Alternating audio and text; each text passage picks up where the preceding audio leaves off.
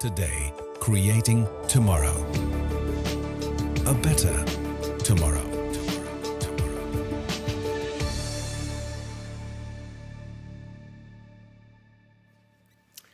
Well, thank you very much for inviting me, and I very much appreciate your bilingualism and ability to work in English, and I apologize for my lack of bilingualism and inability to work in Dutch. I'd like to share with you today some of the things that we have learned in Toronto about using food and using urban agriculture to build a better city structures, and better city buildings. So that's an unusual combination, I think, but I think it's one of the future trends that is worth watching. This is my cat, and she is learning the first lesson of dealing with both food and deltas, which is you can't solve the problem by only looking at one side. You've got to look at all 6 sides of the cube. And I believe that that is the problem that we have, especially in dealing with food, and I imagine it is a problem you would have dealing with deltas. In my opinion, there is, in a sense, no significant food problem in the world. We produce enough food to feed 7 billion Olympic athletes. So the fact that we have hunger or the fact that we have obesity is not a problem of food. It's our problem of our inability to deal with 6 sides at a time, or perhaps, if your cat knows how to play Sudoku, to deal with 9 wide and 9 deep. And so I believe the fundamental problem that we have with food, and perhaps one you'll have with deltas, is that if you have government departments that are focused on one item, whether it's agriculture that's in charge of food or health that's in charge of food, you will not have an ability to see all 6 sides at once. And that is what lies behind the need for us to develop new structures for decision-making and governance. And I believe that we've come across one of them in Toronto, which is a Food Policy Council. And that's the group I managed.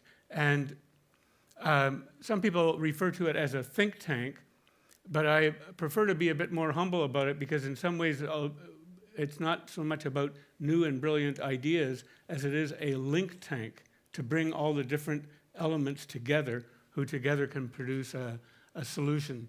And that's really what a Food Policy Council is. It's fundamentally a group of people who live with a problem but are solutions oriented, and when we get all together, we can work out some creative ideas.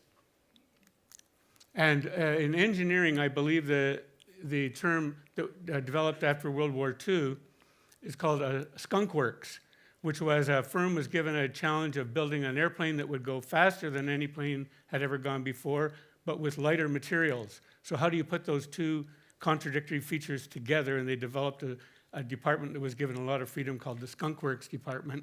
And in a sense, that's what we have. We believe in a dense city that's crowded so that you can have lots of urban functions, and we want to have room to grow food. Not so much because people need it to eat as because production of food is a social activity and an educational activity. So how do you put those 2 together? And we came up with the idea at this food summit, which we held last year, that urban agriculture should be part of urban infrastructure, part of social infrastructure, part of green infrastructure.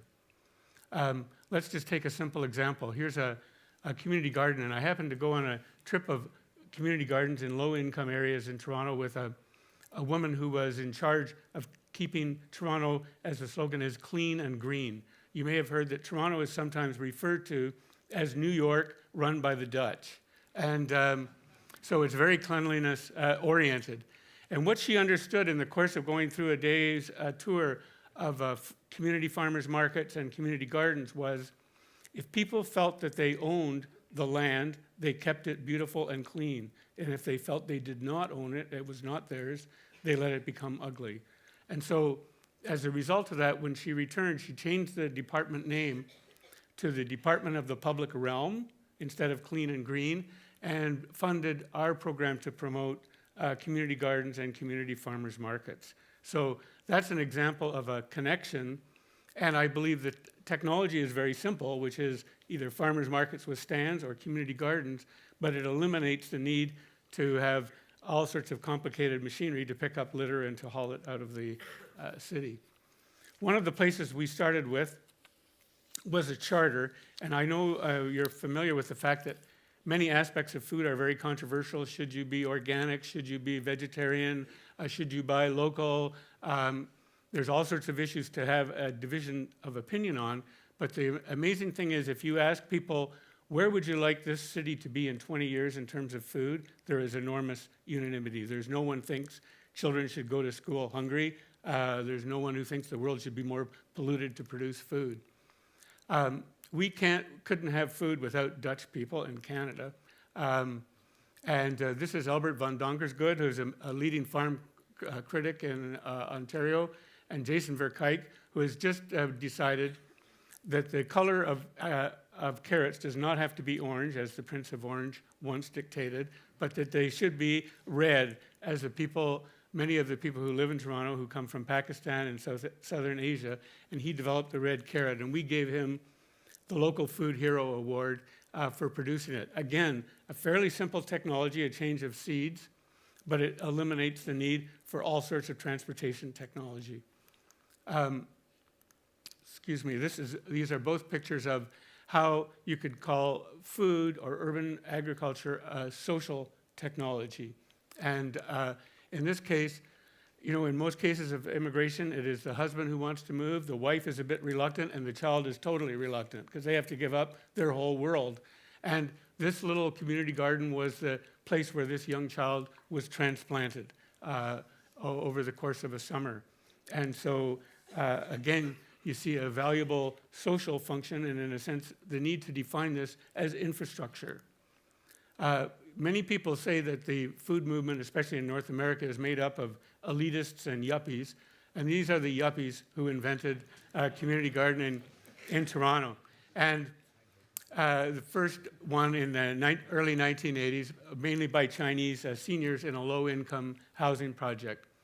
And the term that we've developed to describe this is that it creates social capital. It's not so much the food, although the food is not insignificant.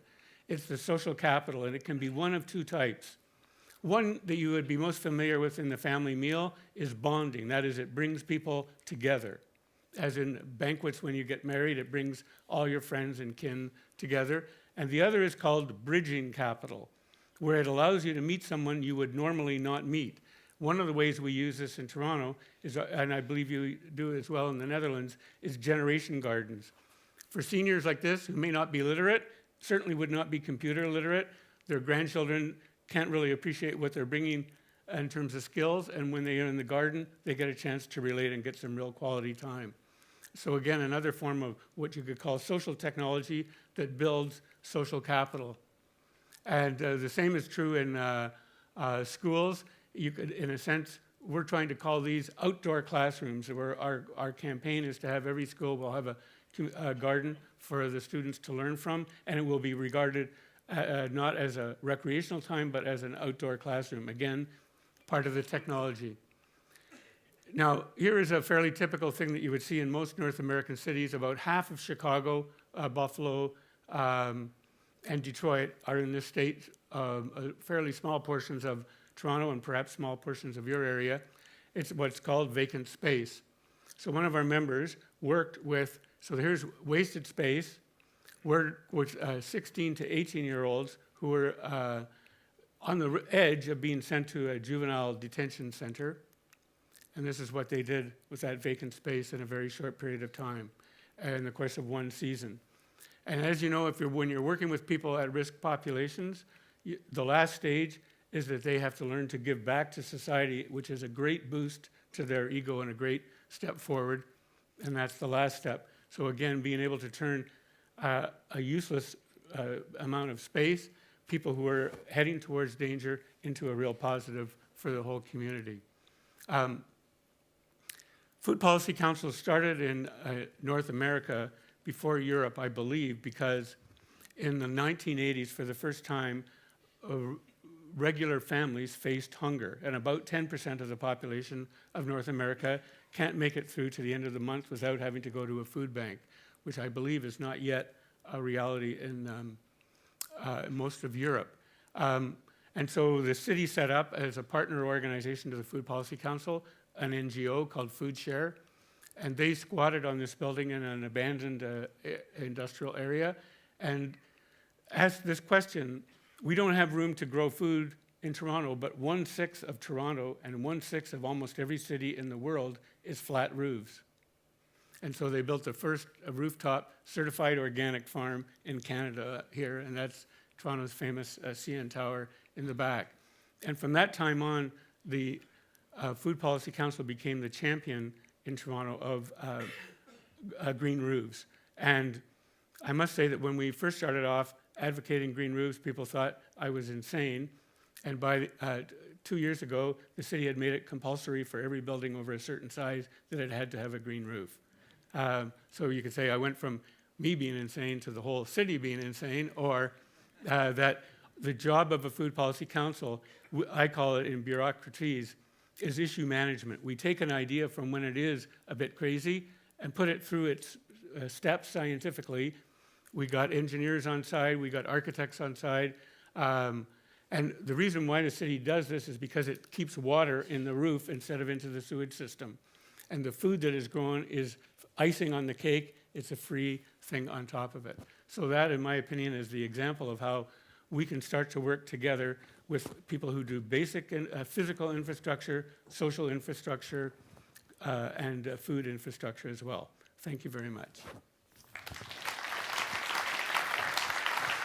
Thank you, Wayne. We all face dilemmas in our personal and professional lives. What was a real dilemma in creating this? I think the challenge that we had is that when you introduce food, it challenges all the old definitions of left and right. Mm-hmm. So the left would traditionally say that it's the government's responsibility, and the right would say it's the individual's responsibility. And when you deal with food, you have to deal with both. Mm-hmm. So that's one level that's an emotional problem, is that it challenges everyone to rethink the way they think. And about how politics. did you solve that then in practice? I would say it's a work in progress. But the interesting thing is that actually when you come down to it, most people are in the middle, and that's a big ground for us to work from. So in Canada, everybody is CDA? I wouldn't say Christian Democrat? I think people in Canada sort of lean to the left in terms of government response. I'd say we're approximately like the Dutch. Yeah, well, CDA is our Christian Democratic Party, and its party color is green, by the way. There you go. Yeah. And what was really difficult? What was maybe even a setback? Well, the problem is that I think, and this may be a problem that you would have with a Delta as well, is that I worked in the public health department, and if there was ever a crisis, then anything I was working on became almost irrelevant. It certainly couldn't get any attention for it. So when you're working on systemic issues, it's very hard to get the attention of people higher up. And so I believe that's the organizational issue we need to deal with something that's not urgent today, but will be urgent if we don't deal with it. I'll tell you a little secret. Maybe it's even a secret for quite some people here. In 1966, we had a sort of social revolution in Holland. And it was led by a guy called Roel van Duin. And Roel van Duin had the idea of creating gardens and stuff like you have developed on the rooftops of houses in Amsterdam. And everybody said he was completely crazy. And that was 35 plus 13, that was 48 years ago. And we had to wait from something from Canada before his dream came true. Thank you very much. Thank you. Today, creating tomorrow. A better tomorrow.